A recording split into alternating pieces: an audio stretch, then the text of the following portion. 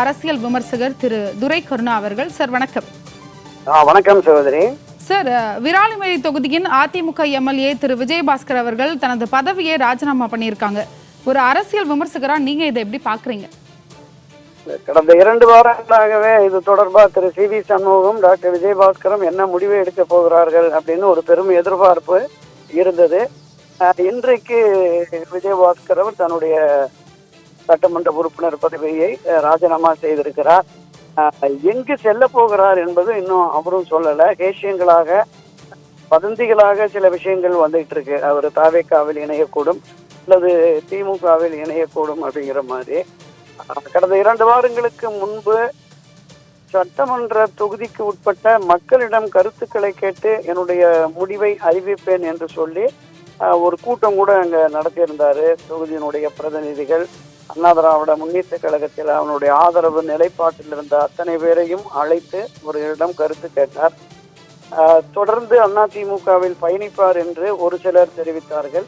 இல்லை, அவர் விலகி தாவேக்காவில் இணைப்பதற்கு வாய்ப்பு இருக்கிறது என்று அன்றைய தினமே கூட பேரவையினுடைய தலைவர் திரு ஜே.சி. பிரபாகர் அவர்கள் பிற்பகல் 4-5 மணி வரையிலுமே காத்திருந்தார். இவர்கள் இருவருமே, திரு சி.வி. சண்முகமும் திரு விஜயபாஸ்கரும் வருவார்கள் என்று காத்திருந்தார்கள். ஊடகங்களும் கூட அங்கே காத்திருந்தது. ஆனால் அவர்கள் தொகுதியில சி.வி. சண்முகம் போய், உங்களுக்காக நான் உழைப்பேன், நீங்கள் என்னை வெற்றி பெற செய்திருக்கிறீர்கள், கடைசி வரைக்கும் உங்களுக்கு உழைப்பேன்னு சொன்னாரு. விஜயபாஸ்கரும் இதே கருத்தை தான் அவர்கள்ட்ட சொன்னாரு. நீங்கள் என்னை இத்தனை 1000 வாக்குகள் வித்தியாசத்தில் வெற்றி பெற செய்தீர்கள், உங்களுக்காக நான் தொடர்ந்து உழைப்பேன் என்றுதான் தெரிவித்திருந்தார். ஆனால் திடீரென சட்டமன்ற உறுப்பினர் பதவியை ராஜினாமா செய்திருக்கிறார். இனி அவர் தாவேக்காவுக்கு போகிறாரா அல்லது திமுகவுக்கு போகிறாரா என்பதை அவர் தான் சொல்ல வேண்டும். இப்படிப்பட்ட சூழல் அனைத்து இந்த அண்ணா திராவிட முன்னேற்ற கழகத்தில் ஏற்பட்டதற்கு முழு முதற் காரணம் இந்த கட்சியை இப்போது பொறுப்பேற்று பொதுச் செயலாளர் என்கிற நிலையிலே இருந்து வழிநடத்துகிற எடப்பாடி பழனிசாமி தான் இதற்கு முழு பொறுப்பு. 100% இந்த கட்சியை ஒரு அதல பாதாளத்திற்கு கொண்டு சென்று கட்சியினர் எவருக்கும் இவர் மீது நம்பிக்கையற்ற ஒரு தன்மையை உருவாக்கி விட்டார். அதனால்தான் பலருமே இங்கிருந்து வெளியேறி மாற்று முகாமுக்கு, குறிப்பாக தாவேக்காவுக்கு செல்லுகிற நிலைமை ஏற்பட்டு விட்டது. இது ஏற்புடைய செயல் அல்ல. புரட்சி தலைவர் எம்ஜிஆர், அம்மா செல்வி ஜெயலலிதா காலத்திலிருந்து பல்வேறு பொறுப்புகளில், பதவிகளில் அமைச்சர்களாக, நாடாளுமன்ற சட்டமன்ற உறுப்பினர்களாக, கட்சியின் உயர் பொறுப்புகளிலே பயணித்தவர்கள் திடீரென ஒரு தோல்வி ஏற்பட்ட உடனே இப்படிப்பட்ட ஒரு முடிவை எடுத்திருப்பது சரியான அணுகுமுறை அல்ல.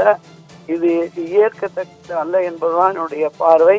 இந்த கட்சியிலேயே இருந்து கட்சி தலைமை சரியில்லை என்றால் அந்த தலைமையை மாற்றுவதற்குரிய போராட்டத்தை, ஆர்ப்பாட்டங்களை நடத்தி கட்சியை கட்டமைப்பை மீண்டும் வலுப்படுத்தி அதிமுகவை வெற்றி பாதைக்கு அழைத்து செல்வோம் என்ற உறுதிப்பாட்டோடு இவர்கள் பயணித்திருந்தால் மக்களிடமும், இவர்களுக்கு வாக்களித்த வாக்காளர்களிடமும், கட்சியினரிடமும் இவர்களுக்கு செல்வாக்கு இருக்கும், ஆதரவு இருக்கும். அதை விடுத்து முகாம்கள் மாறுவது என்பதை நிச்சயமாக பொதுவெளிகளில் மக்களும் ஏற்க மாட்டார்கள், கட்சியினரும் ஏற்க மாட்டார்கள். இந்த நிலைப்பாட்டை எடுத்தது என்பது துரதிருஷ்டவசமானது என்பதுதான் என்னுடைய பார்வை சகோதரி.